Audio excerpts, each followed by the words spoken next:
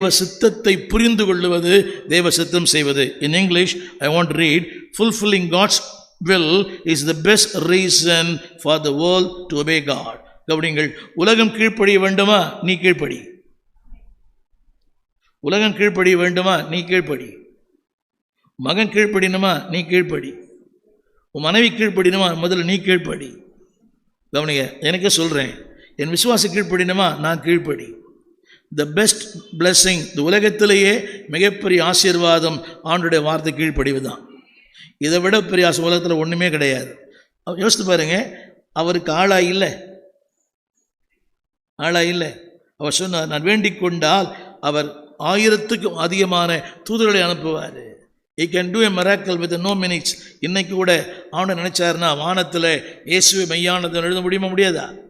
அவரால் முடியும். ஆனால் உன்னை கொண்டு செயல்படுத்த விரும்புகிறார். நீ தான் தேவை, நீ மட்டுமே தேவை. எல்லாம் சொல்லுங்க, நான் தான் தேவை. இந்த பாஸ்டருக்கு வேற யாருமே கண்ணுக்கு தெரியல, என்னையே செய்ய சொல்றாரு. உங்களை தான் ஆண்டவர் காட்டுறாரு, உங்களை தான் செய்ய சொல்கிறார். புரியலையா? அடுத்து நான் சொல்ல போகிறேன். திங்கட்கிழமை காலையில் ஒரு வேலை, ரைட்? சொல்லுங்கள், தேவனுடைய வார்த்தைக்கான சொல்லுங்கள் காரணங்கள். சத்தமாக சொல்லுங்கள். இன்னும் சொல்லட்டுமா? தேவன் சொல்லுவது, கவனிங்கள், எளிமையானது, ஏற்றுக்கொள்ளப்படத்தக்கது. புரியல? தேவன் சொல்லுவது எளிமையானது, ஏற்றுக்கொள்ளப்படத்தக்கது. நம்புறீங்களா? எளிமையானது. ஏனென்றால் என் சக்திக்கு மிஞ்சின ஒன்றை நான் செய்யும்படி என்னை கட்டாயப்படுத்த மாட்டார். He knows my capacity. என் நிலைமை தெரியும், என்னுடைய தகுதி தெரியும், இதைத்தான் நான் செய்ய முடியும்னு எனக்கு தெரியும். என்னுடைய அனுபவம் அதுதான். ஆண்டவர் என்னை கொண்டு என்ன செய்ய விரும்புகிறாரோ அதை மட்டுமே செய்து கொண்டிருக்கிறார். எனக்கு தெரியும், ஒரு ஆல்பம் போடுறது என்ன, புரியுங்களா? ஒரு பாட்டு போடுறது என்ன, புரியவே இல்லை. புரியுது உங்களுக்கு?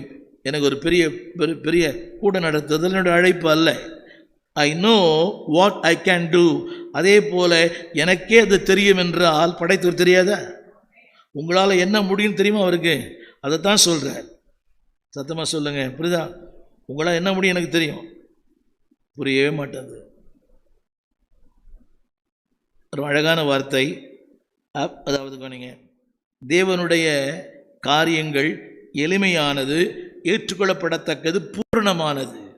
In English, it is simple. Number 2, it is acceptable.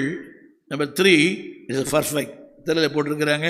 சொல்லுங்க, அவருடைய அழைப்பு நல்லது, ஏற்றுக்கொள்ளக்கூடியது, பூரணமானது. அவர் தெரியாதா? 100 வயசு தாத்தா